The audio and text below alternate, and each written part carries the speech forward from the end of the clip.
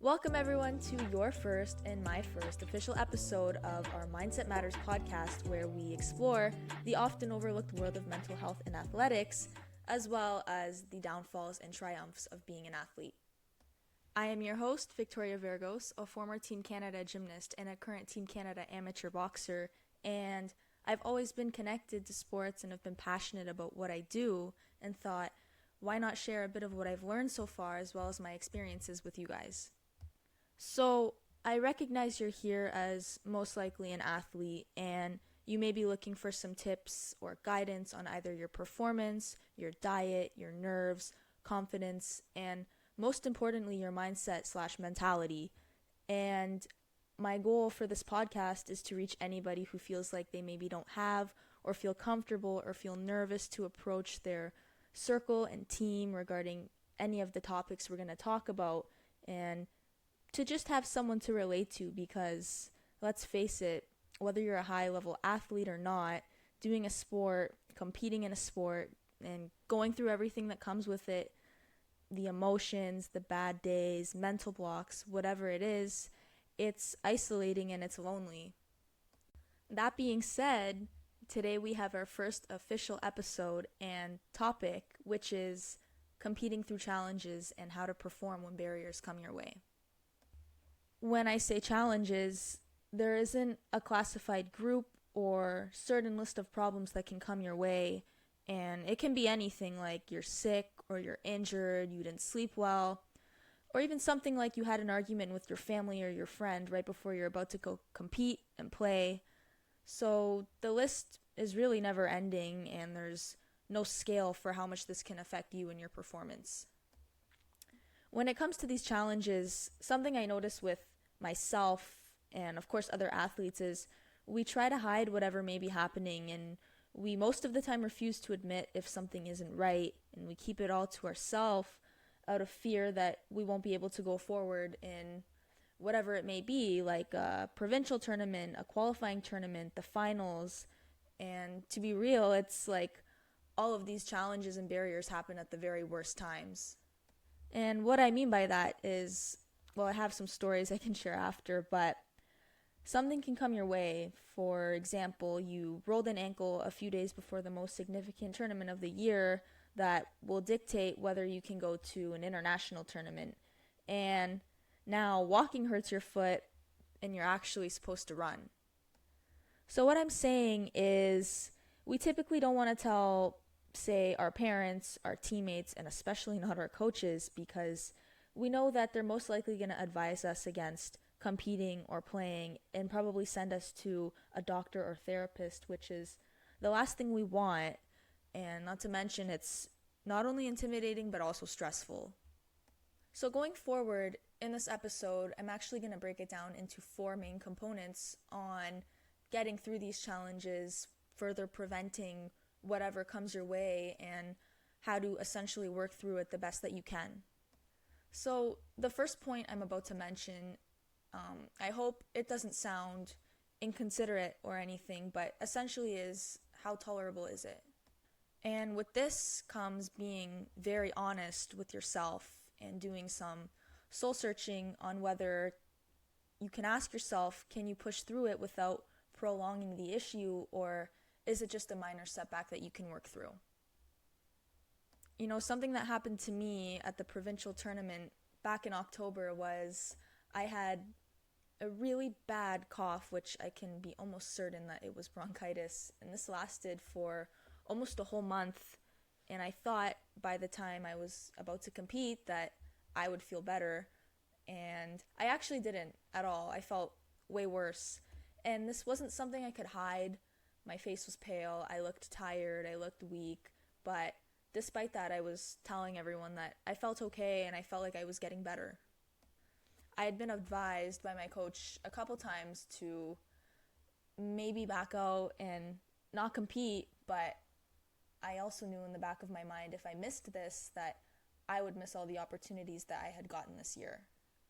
So what I did is I competed and I won, even though I didn't feel my best, but I don't regret it, because like I said, if I had not done this, then I would have missed out on a lot.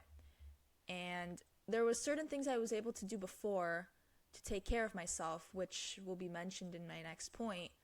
But sometimes you have to think about, is this something that I can honestly push through so I don't miss any future opportunities? And am I going to have to sacrifice and go through some temporary pain in order to get through this? On the other hand with this, though, is, like I mentioned earlier, you have to be very honest with yourself on if you actually can push through this without prolonging or making whatever it is worse. Because if not, say you have a pulled muscle in your arm or your shoulder and you go forward with competing, but competing actually caused it to be torn and now you can't compete for the rest of the season. You know, if I had been throwing up or fainting, and if I wasn't even able to warm up or get out of bed, yeah, I probably would have pulled out of the tournament. And that's when you remember that you're a human being and you have to step in and put yourself first. So, moving on, my next point is, can it be fixed, as well as did you do your part? To break this down, essentially, instead of immediately stressing and resorting to the worst or thinking about the worst case scenario, instead think about, can you temporarily fix it? You know, examples such as, can you take painkillers? Can you use tape or wrap it? Even get someone professional to do that for you. Can you ice it or heat it before you go on and compete? If you're sick, can you use Vicks Vapor Rub? Do you have cough candies, Dayquil? Or if it's a different kind of issue, like a communication issue with your family, if you know you're going to argue before you compete, you can simply say, listen, I love you at this time though, I need to focus, but I'd love to discuss it with you after. And that's more about being present, and that's the mental side of focusing on what you're doing and putting all of your energy into that in that moment. So as I was saying earlier, all of these temporary materials that can relieve some pain for the duration of whatever you may be doing, which actually ties into the first point again on being honest with yourself and if you're actually able to push through it.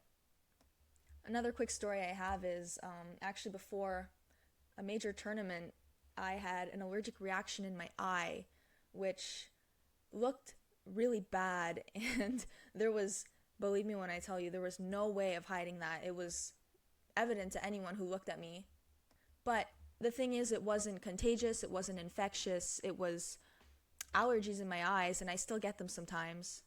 But I was so stressed out because the people running medicals before the tournament don't know that, and when they would see something like that, they would think it's automatically transferable.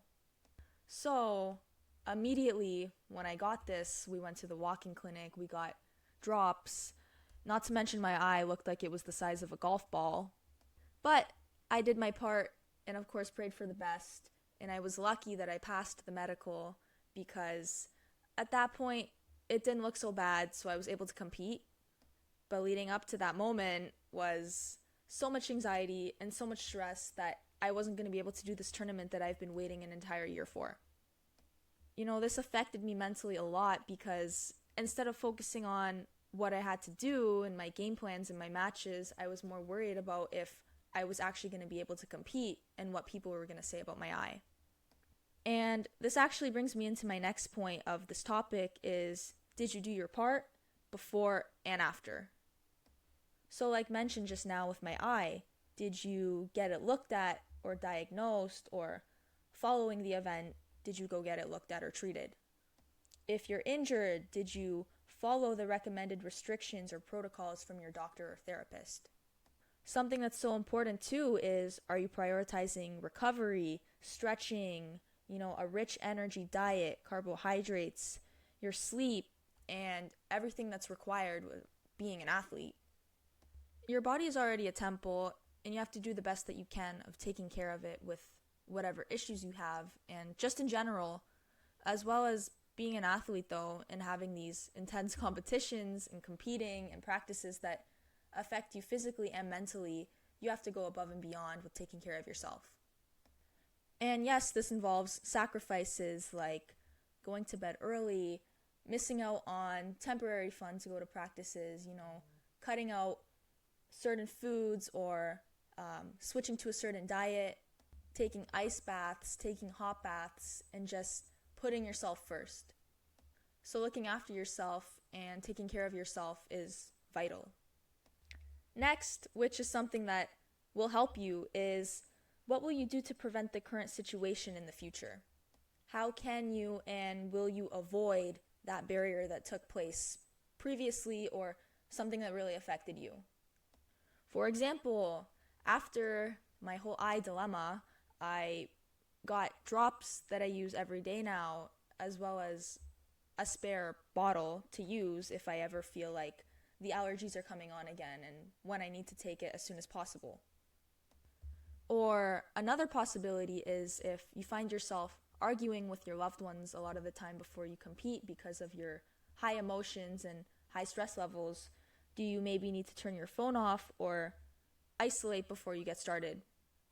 Again, this is all about prioritizing yourself and allowing your circle to understand, even if maybe they're not happy with you, you have to remember you're the one that's doing the sport and you're the one that has to put yourself first in this situation.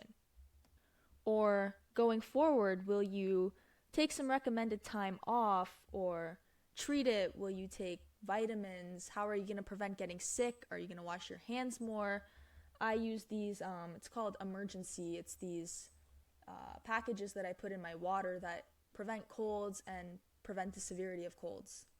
Taking time off is something we are going to discuss in a future episode, which is very, very important. It's just thinking about how you're going to invest in yourself to avoid anything that disrupts you when you have essentially a job to take care of. Are you going to have a new ritual or a new routine that you do every time before you're about to go compete or play that will ensure that you're mentally and physically ready and prepared?